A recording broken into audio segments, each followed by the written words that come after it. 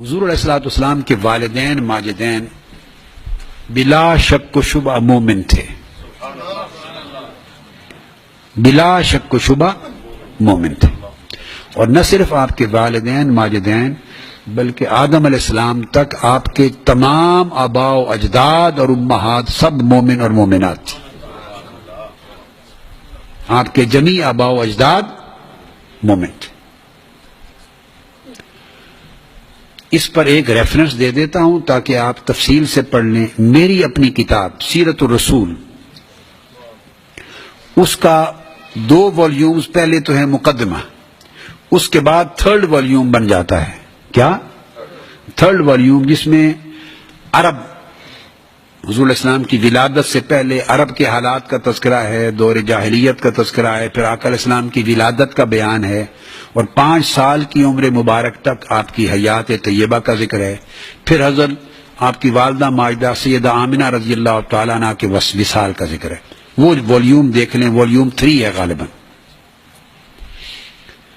وہاں ان کے وصال کے ذکر پر حضرت سیدہ آمنہ رضی اللہ تعالیٰ عنہ کے وصال کا ذکر کر کے کوئی 200، 250، 300 یا 250 صفحات، 200 اور 250 pages, may be up to 300 pages, میں نے حضور علیہ السلام کے والدین ماجدین اور آپ کے آباء و امہات کے ایمان پر لکھا ہے۔ 300 صفحات دلائل دی، سمجھ گئے؟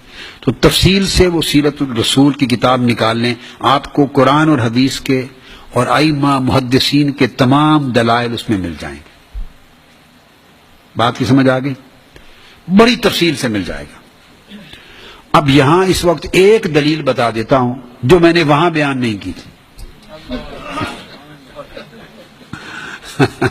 300 صفحات لکھی ہیں، کم و بیش، بے شمار دلائل ہیں، مگر اب یہاں ایک دلیل آپ کے والدین ماجدین اور آباء و امہات کے مومن ہونے کی وہ ایک بیان کر دیتا ہوں جو میں نے اپنی اس کتاب میں بیان نہیں کی تھی۔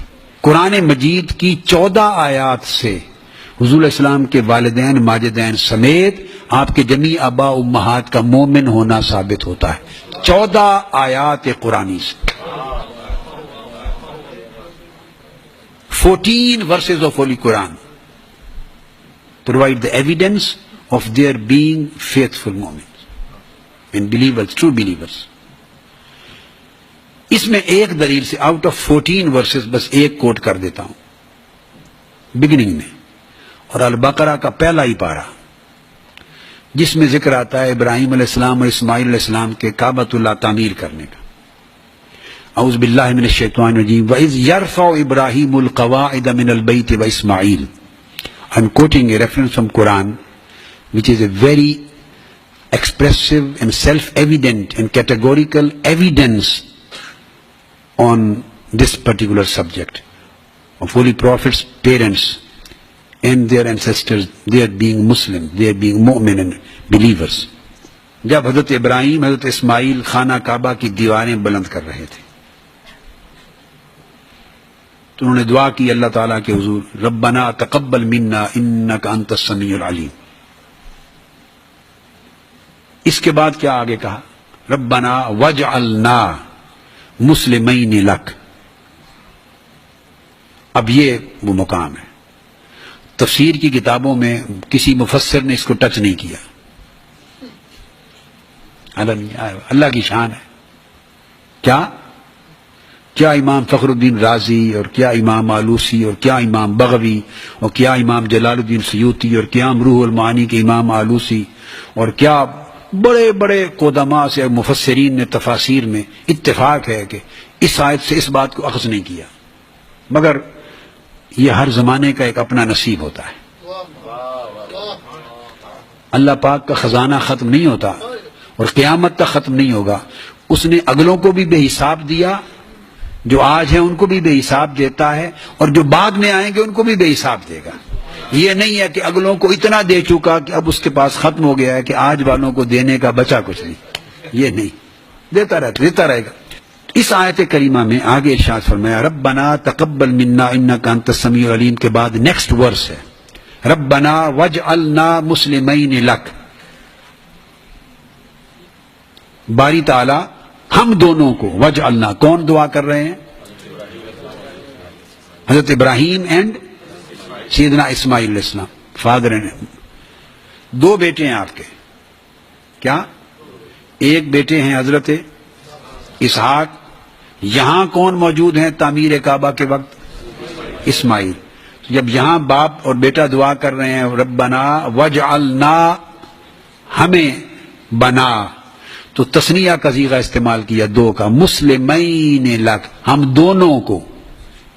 ابراہیم علیہ السلام کہہ رہے ہیں کہ مجھے اور میرے بیٹے اسماعیل، ہم دونوں کو بنا مسلمین لک. You are true obedient and you true submissive to your commandments, true faithful, true believers, true submissive. ہم دونوں کو، حضرت ابراہیم اور اسماعیل، اس پہ کنسنٹریشن ہے، ایمفیسس ہے. ہم دونوں کو مسلمین لک بنا. آگے ہی بات آگے. یہ پہلا پارٹ ہے دعا کا، سپلیکیشن، فرسٹ پارٹ. ربنا وجعلنا مسلمین لک ومن ذریتنا امتا مسلمتا لک، ومن ذریتنا امتا مسلمتا لک، اور ہماری ذریت میں سے امت مسلمہ قائم فرما.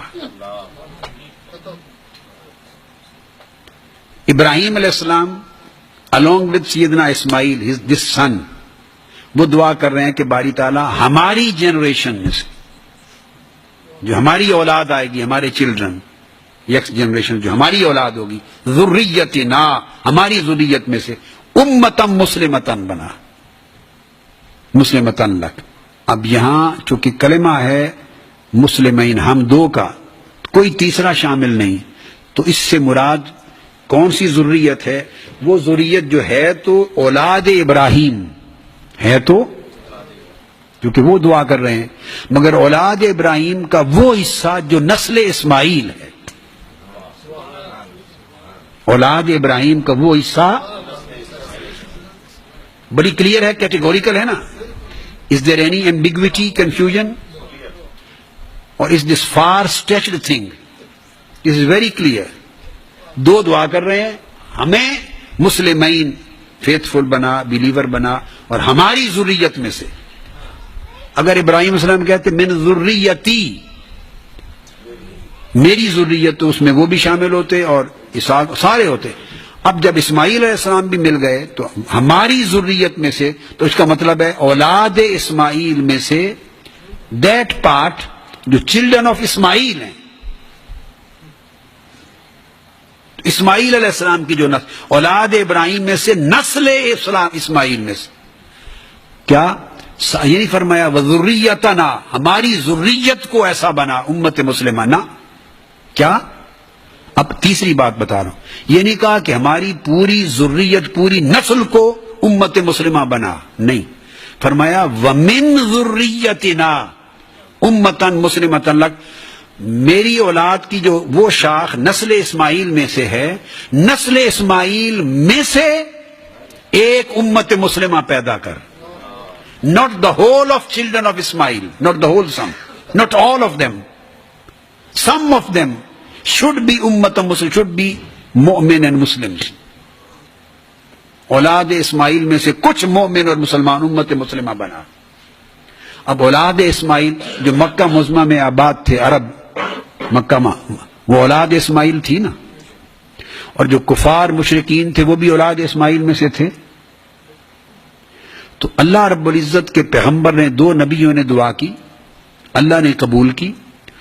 اور قبولیت کی دلیل یہ ہے اس دعا کو کہ اس دعا کو اللہ نے اپنے لفظوں میں قرآن بنا کر قرآن میں شامل کر لیا. تو یہ دعا قبول ہوئی یا نہیں ہوئی؟ قرآن کا حصہ بن گیا نا. تو دعا یہ تھی کہ اسماعیل کی نسل میں سے کچھ امتم مسلمہ تسلسل کے ساتھ ایک لائن مسلمانوں کی بنا جو مومن اور مسلم ہوں. یہاں تک آ گیا. اس سے یہ بات اسٹیبلش ہوئی کہ ابراہیم علیہ السلام کی اولاد کا وہ حصہ جو نسل اسماعیل ہے، اس نسل اسماعیل میں سے بے شمار ہزاروں لاکھوں لوگ ہوں گے، کافر مشرک بھی ہوں گے، کچھ کوئی بھی ہوں گے، مگر اس کا ایک طبقہ، امت کس کو کہتے ہیں؟ طبقہ، ایک گروپ، ایک گروپ، اس نسل اسماعیل کا ایک گروپ ہمیشہ امت مسلمہ رہے. یہاں تک دعا ہو گئی. آگے اس کی اگلی آیت کیا ہے؟ ربنا وابعث فیہم رسولا منہم. اے اللہ ہمارے رب ان میں اپنا آخری رسول مبعوث فرما. یہ تو ہے ان میں مبعوث فرما، مگر وہ آئے کہاں سے؟ وابعث فیہم رسولا فیہم ان میں مبعوث فرما، اور منہم اور وہ پیدا اسی امت مسلمہ میں سے ہو جو نسل اسماعیل میں سے میری ذریت میں مسلمان ہوں گے. ان میں سے جو امت مسلمہ مانگ رہا ہوں، اس امت مسلمہ میں سے ایک رسول آخر الزمان پیدا فرما. وابعث فیہم رسولا منہم. تو یہ ڈفرنس ہے فیہم اینڈ منہم. فیہم کا مطلب ہے ہولی پروفیٹ صلی اللہ علیہ وسلم was raised in them and minhum means was raised amongst them. اب ان میں سے کن میں سے؟ amongst whom؟ کن میں سے حضور علیہ السلام مبعوث ہوئے یا مبعوث فرما؟ جن کا ذکر آ چکا، ربنا ومن ذریتنا امتا مسلمتا. نسل اسماعیل میں سے جو ایک طبقہ ہمیشہ مسلمان رہے گا، اس طبقے اور نسل میں سے حضور کو مبعوث کر.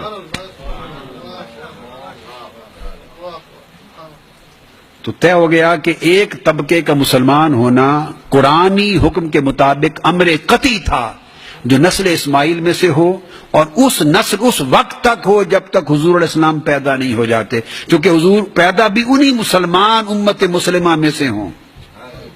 تو جب اسماعیل علیہ السلام سے لے کر حضور علیہ السلام تک تسلسل سے امت مسلمہ کا پایا جانا ضروری تھا، اور منہم کی شرط کہ ان میں سے حضور کی ولادت ہونے تک مسلمان رہیں. تو ولادت کن کے گھر ہوئی حضور کی؟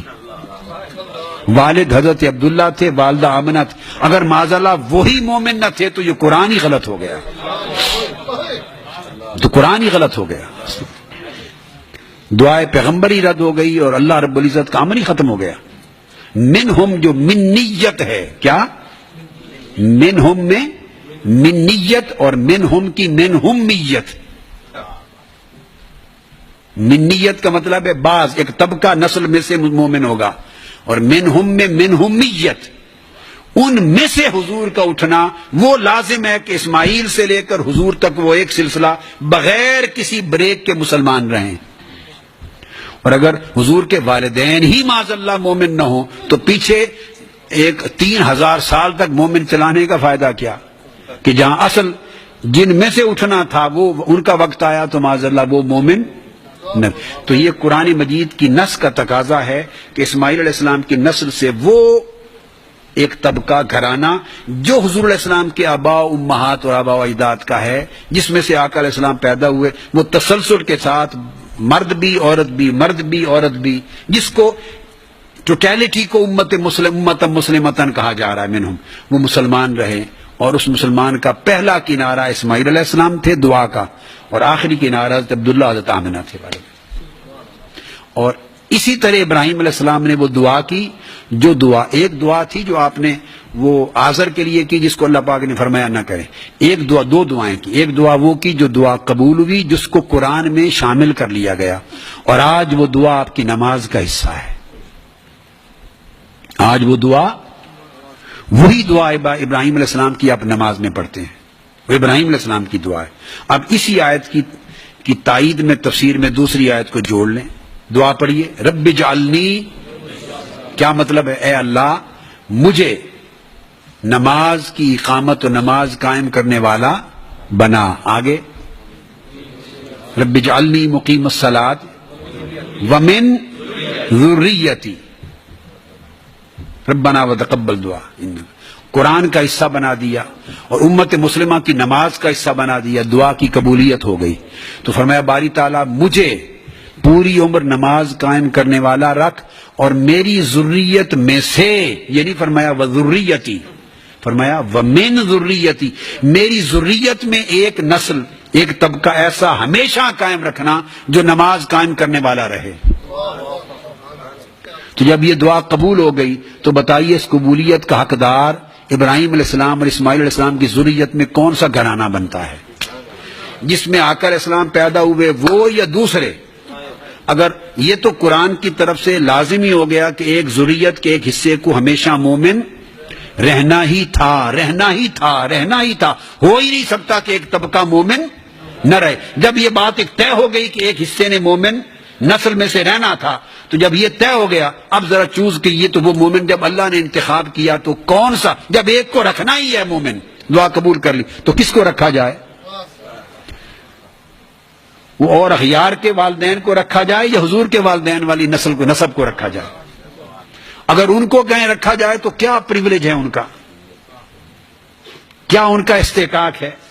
سمجھ گئے؟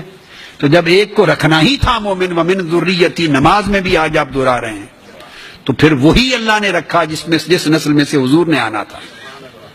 تو یہ آپ کو قرآن کی 2 آیتیں کوٹ کر دیں آؤٹ آف 14، یہ حضور کے والدین، ماجدین اور آباء و اجداد پوری نسل کے مومن ہونے پر قرآنی دلیل ہے۔